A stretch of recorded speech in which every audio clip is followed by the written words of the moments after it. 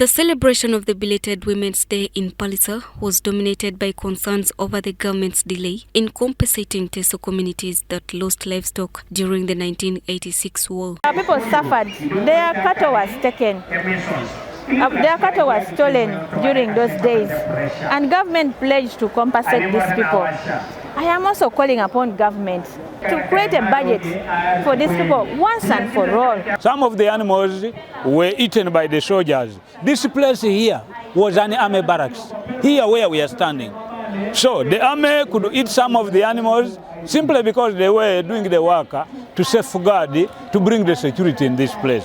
Led by Pallisa District Woman Member of Parliament Kala Kevin Ojinga, the leaders attributed the persistent poverty in the district to the government's failure to compensate residents whose livestock was taken during the 1986 conflict. Our people believe in cattle.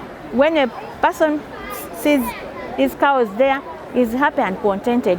Located in North Bukedi, Pallisa District has registered high school dropout rates due to parents' inability to support their children's education. Leaders believe that if the livestock hadn't been taken, they would have been able to meet their responsibilities. Because our animals were raided, and this place's economy was based on the cow. Now, if you are to educate your child, it means you have to have money. Where can we get money? Kala Kevin Ojinga stated that transformation in Teso communities is anchored in cattle farming. She stressed the need for swift government intervention if Pallisa and the greater Teso sub-region are to regain their former glory. It's only time I am calling upon government to create a budget. Since we are still in budgeting process, let there be a vote put to this. President Museveni was scheduled to meet Teso leaders on Friday this week to discuss modalities for compensation to Teso, Lango and Acholi communities, but the meeting was suspended.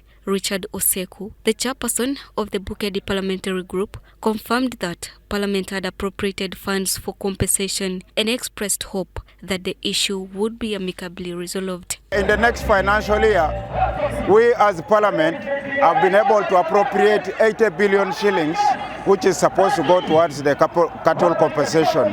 Bunya South MP James Kubetekeria, who represented Speaker Anita Mong as chief guest, pledged to present the concerns of the locals to the Speaker for action. Muhammad Iga compiled this report for UBC News.